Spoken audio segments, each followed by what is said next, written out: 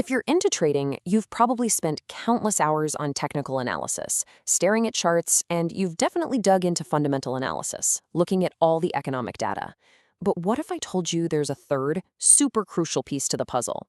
A piece that deals with the one thing charts and reports can't really predict: good old-fashioned human emotion. Okay, let's get into it.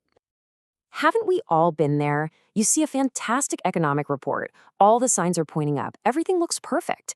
And then you watch the market do the complete opposite. It is so frustrating, right?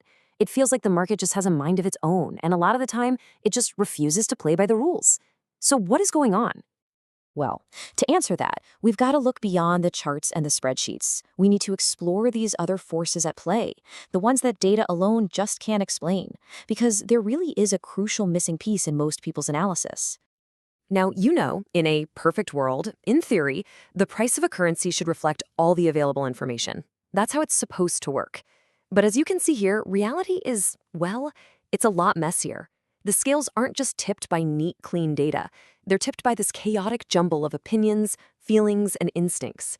There's this incredibly powerful force at work that the numbers just don't capture. And here it is. That is the missing piece: human emotion. We're talking about the collective feelings of millions and millions of traders. It's the greed when things are rocketing up, and it's the pure fear when they start to tumble down. And these emotions, they create these powerful waves that can drive the market just as much, if not sometimes more, than any economic report ever could. Okay, so if emotion is such a massive driver, how in the world do you measure it? I mean, how do you take the temperature of the entire market? Sounds kind of impossible, right? Well, thankfully, there's a tool that's designed to do exactly that, and we're about to break it down. It's called sentiment analysis, and at its core, it's actually pretty simple. It's just the process of trying to gauge the collective mood of the market. Are traders feeling optimistic? Are they pessimistic? Are they just kind of meh, indifferent?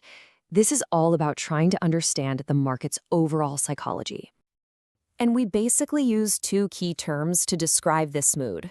When the sentiment is bullish, it just means that the majority of traders are optimistic. They're buying, they're taking on risk, what we call risk on. And when it's bearish, you guessed it, they're pessimistic. They're selling, they're playing it safe, avoiding risk, or risk off. Simple as that. All right, so now let's dig into exactly why this collective feeling can become so incredibly powerful that it can sometimes just override everything else, including cold, hard facts. I absolutely love this analogy. Think of the market like your social media feed. You've got this huge, complex network of individuals, right? And when enough of them start sharing the same opinion, whether it's buy, buy, buy, or sell, sell, sell, it creates a powerful trend that starts to influence everyone else in the network. It just snowballs. And this is the real kicker. A currency might be fundamentally weak. The economic data could be terrible. But if a huge wave of positive sentiment hits the market, its price can still rally like crazy. And this disconnect between the feeling and the facts, well, that's where a lot of traders get into trouble. But it's also where others find some incredible opportunities. And speaking of opportunity, this is where it gets really, really fascinating. A lot of savvy traders will use this sentiment information in a way that might seem completely backwards at first. They actually look to trade against the crowd. That's right, they use it as a contrarian indicator. They look at what the vast majority of traders are doing, and then they seriously consider doing the exact opposite. So why on earth would they do that? It sounds crazy, right? Well, this number right here is a huge part of the reason. According to multiple studies and sources, a pretty staggering 70 to 80% of retail Forex traders consistently lose money. And why?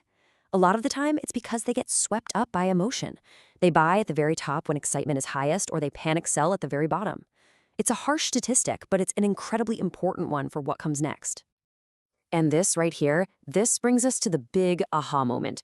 Think about it. If you know that the crowd is wrong most of the time, and you have a tool that shows you what the crowd is doing, well, what happens if you just bet against them? And this slide just perfectly illustrates the logic. Just think about it. When market sentiment goes to an absolute extreme, let's say it's incredibly bullish and literally everyone who wants to buy has already bought in, who's left? Who is left to keep pushing that price higher? The buyers are all tapped out. And at that exact moment of peak optimism, the market is actually at its most vulnerable. It's primed for a reversal. And that's often when the smart money comes in on the other side of that trade. So let's wrap this all up. Let's think about sentiment analysis not just as some abstract theory, but as a powerful, practical tool that you can actually add to your own trading arsenal. So, why does all this matter for you? Well, one, it helps you understand the why behind some of those crazy market moves. Two, it can be an amazing signal for when a trend is getting exhausted and might be about to turn. And maybe most importantly, it can help you avoid getting swept up with the emotional crowd right before the market slams on the brakes and reverses. And honestly, it really is a powerful skill. The source material puts it perfectly here. Learning to gauge market sentiment is kind of like developing Jedi mind tricks for your trading. You really do start to sense the disturbances in the market's mood, those big shifts from fear to greed that most other traders completely miss. And I just want to leave you with this final thought. This whole contrarian approach, it's really all about being willing to step away from the herd. It's about being willing to risk the usual way of thinking to maybe achieve something different. And as the great Jim Rohn said, if you're not willing to do that, you'll probably have to settle for the ordinary. Definitely something to think about.